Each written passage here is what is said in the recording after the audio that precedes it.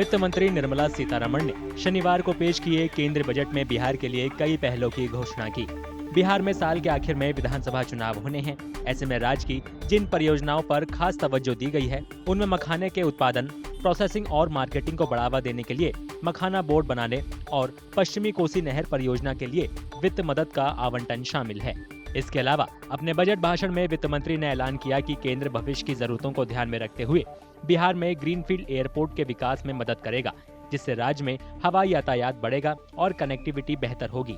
साथ ही पटना एयरपोर्ट और बिहटा में ब्राउनफील्ड एयरपोर्ट का क्षमता विस्तार भी किया जाएगा। Makhana board in Bihar. For this, there is a special opportunity for the people of Bihar.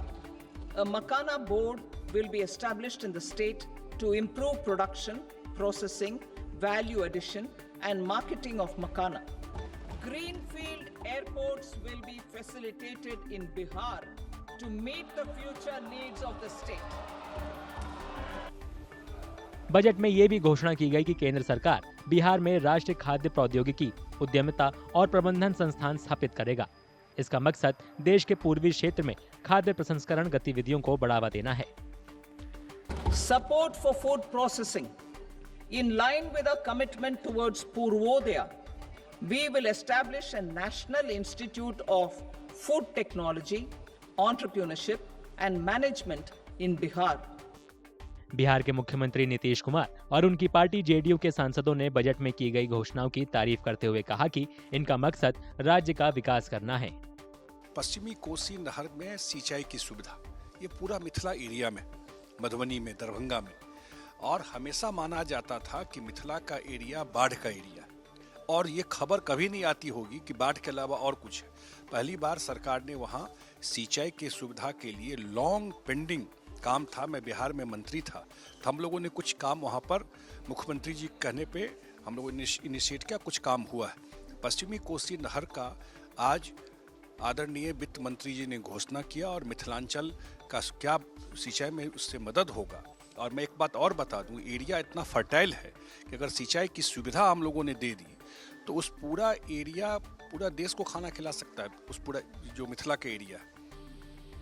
JDU नेताओं ने मखाने के उत्पादन, प्रोसेसिंग और मार्केटिंग को बढ़ाने के लिए मखाना बोर्ड बनाने के लिए सरकार की तारीफ की।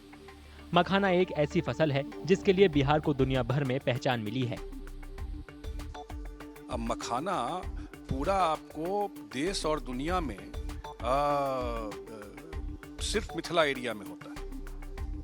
आज इसका डिमांड कितना बड़ा है मखाना का, और उसको उपजाने वाले कौन लोग हैं? वो अति पिछड़े समाज के सहनी, मल्लाह, उसी कम्युनिटी के लोग मैक्सिमम इस व्यवसाय से जुड़े हुए हैं। लेकिन उनको वो रेट नहीं मिल पाता था जो जिस हिसाब से उसका डिमांड है, या जितना उनका लागत लगता है, या उसमें जो मेहनत लगता है। अब मखाना बोर्ड बनने से वहाँ उसका लिंकेज, उसका पैकेजिंग, उसका मार्केटिंग, ये सारा चीज़ वहाँ पर सुविधा हो जाएगी। मेरे ख्याल से वो पूरा टर्न अराउंड कर देगा मखाना जो इंडस्ट्री है। जेडीयू के साथ साथ एनडीए में शामिल दूसरे दलों के नेताओं ने भी बजट की तारीफ की। उनका मानना है कि बजट में सरकार की तरफ से किए गए ऐलानों से बिहार विकास की राह पर पूरी तरह से आगे बढ़ेगा। जिस तरीके से बिहार को अलग अलग क्षेत्र में अलग अलग प्रावधानों के माध्यम से एक विकसित बिहार बनाने की दिशा में हम लोग अग्रसर हों, उसका भी इसमें जिक्र किया गया। एयरपोर्ट एक्सपेंशंस का इसमें बात किया गया है, ग्रीनफील्ड एयरपोर्ट्स का इसमें जिक्र किया गया, आईआईटी एक्सपेंशन का इसमें जिक्र किया गया। कोसी में हम लोग हमेशा से अभी भी जिस तरीके से वहाँ पे आपदा आई, उसमें जिस तरीके से उस समस्या के समाधान को लेकर जिस तरीके से इसमें प्रावधानों का जिक्र किया गया, मुझे लगता है ओवरऑल ये बिहार और देश को मजबूती देने वाला ये बजट है। वहीं केंद्र बजट में बिहार के लिए घोषित विशेष पहलों पर विपक्षी दलों की ओर से कड़ी प्रतिक्रिया आई। उनका दावा है कि ये प्रस्ताव साल के आखिर में होने वाले विधानसभा चुनावों को ध्यान में रखते हुए बनाए गए हैं। बिहार के चुनाव को ध्यान में रखते हुए इसको बिल्कुल ही ब्रेजेंट ढंग से बिहार को कंसेशन दिए गए हैं। मुझे कोई एतराज नहीं होता अगर ये कंसेशन साल भर पहले दिए गए होते।